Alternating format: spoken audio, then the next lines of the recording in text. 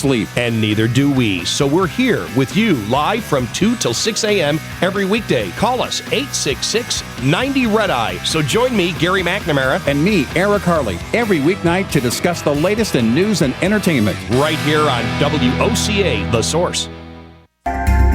Hi, this is JP from Penn Flooring here in Ocala. I would like to invite you to come in and visit our spacious showroom where we have solutions for every style and budget. From wall-to-wall carpet to hardwood floors and tiles, we have an unsurpassed selection of flooring. At Penn Flooring, we've provided quality customer service with a family touch for over 25 years. Visit our website at pennflooring.com or come by our showroom, 1201 Southwest 17th Street, just over the bridge. Penn Flooring, quality customer service with a family touch. Ocala's information station, 1370 WOCA. Ocala.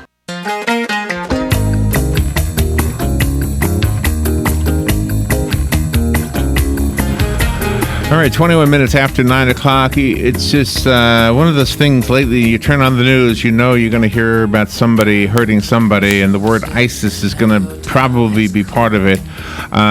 It's one of those things we have to figure out what to do about this. I watched a trailer yesterday to, I don't know if it's a movie or a TV piece from National Geographic. It's called Hell on Earth, The Fall of Syria and the Rise of ISIS. Nick Quested is on the phone. Nick is an Emmy Award-winning executive director. He's the owner of Goldcrest Films. He is the filmmaker and the executive producer who was on the ground in Syria and did all of the filming for the new documentary we're talking about, Hell on Earth. So he's on to talk to us about that. My goodness, Nick Quested, that was... If the trailer is any indication of what we're going to be looking at, it's putting visuals to the scary story we're hearing every day. Good morning, Nick. Well, good morning. Well, thank you very much. That was basically the goal, was to create a coherent narrative out of what people have seen on the news. So we explain how the protest in Deraa turned into a civil war that became a sectarian jihad and led to the rise of the Islamic State. My goodness. Where are you right now? Where are you calling from?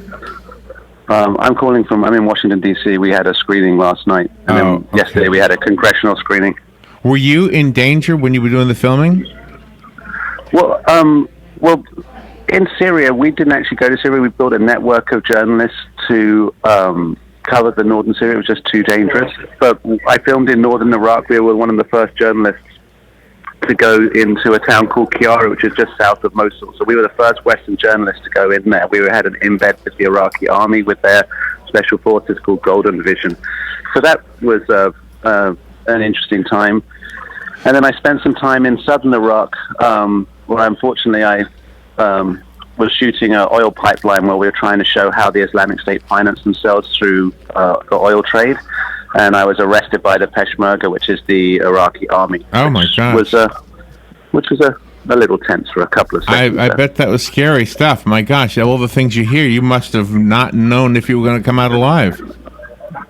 Well, when some guys roll up on a pickup truck with you, it's a little tense.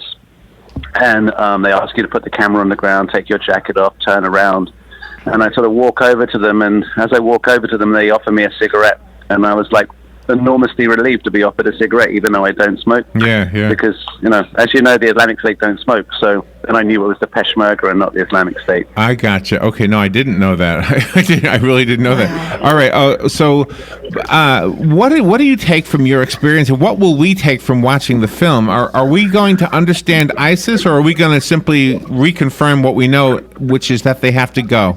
We have to get rid of them. Well, I think you'll reconfirm that, but what this film really is about is how geopolitical decisions filters all the way down to the people on the ground and how it affects them. So we followed a family. We got a family, a camera, who lived in occupied ISIS territory, and they filmed themselves as they crossed the front lines and escaped into Turkey, where I met them and filmed them as they tried to get to Europe.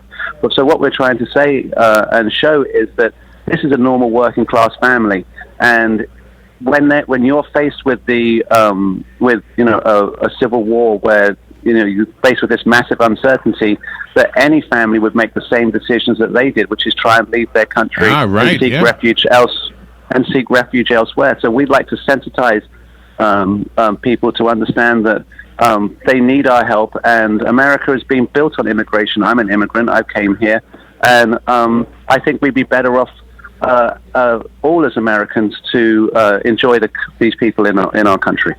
Well, yeah, we need to do something about our immigration laws. If we have illegal immigrants because of the laws, and if vetting is not being done properly or effectively, we have to fix those problems as well. And I nobody would blame anybody for saying we need to bring people in who can be protected, but at the same time, we can't bring in people who haven't been vetted. So that, no, absolutely not. Absolutely, yeah. But there's pretty stringent. Procedures for checking people. I can promise you. How was the film received when you released it in some of the theaters? It's been quite emotional to have made the film, because the footage itself is we've tried to balance the brutality of the situation with not brutalizing our audience. So it's a very fine line there, but I think most people feel that they've profited from seeing the film and have seen a different perspective that they otherwise wouldn't have seen. Do we understand what their objective is? And if you do, what is their objective? What is their ultimate goal? Well, our research leads us to believe that the Islamic State isn't necessarily foremostly a religious organization, that it's more a transnational criminal organization that uses Islam as a marketing tool for recruitment. The Islamic State in Iraq is an offshoot of Al Qaeda in Iraq, which was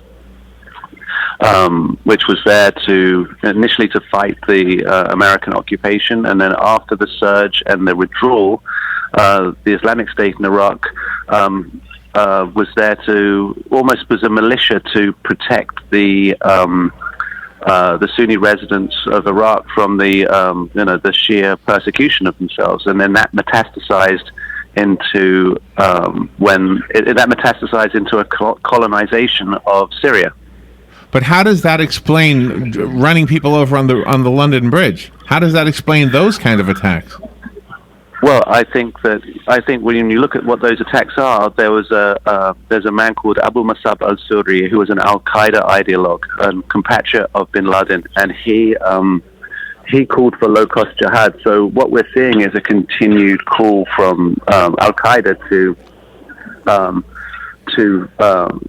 for low-cost jihad. So I think they're using the Islamic State just as an ideological marketing tool. I don't think there's a direct relationship between the Islamic State, only this virulent ideology that persists. Yeah, and it's not fair to Islam. It's not fair to the people who are Muslim, especially the ones who live here. Right. Absolutely not. Yeah, Nick, thank you for taking time. What do we do? How do we see the movie? The movie's playing on National Geographic on Sunday at 9 p.m. Eastern Time. Okay. And if you want, you can find out more on our Facebook page, which is hashtag Hell on Earth, or on Twitter, Hell on Earth. Okay.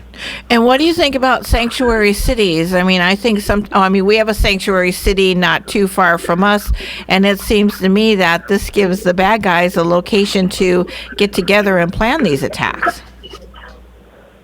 Well, I don't think there's a direct relationship between, Americans and the Islamic State. So I don't know if the sanctuary cities have anything to do with the Islamic State.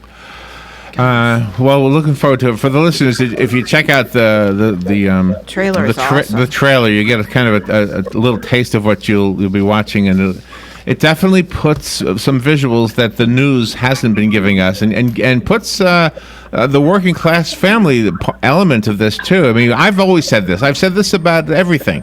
There's always been people who are living in a place that we're considering the enemy, and those people are not the enemy. It's others in that area. That's why civilian casualties are always so troubling. Nick, thank you for being on the air with us today. Nick Quested. Thank you so much. All right. Pleasure. We'll be right back. Bye.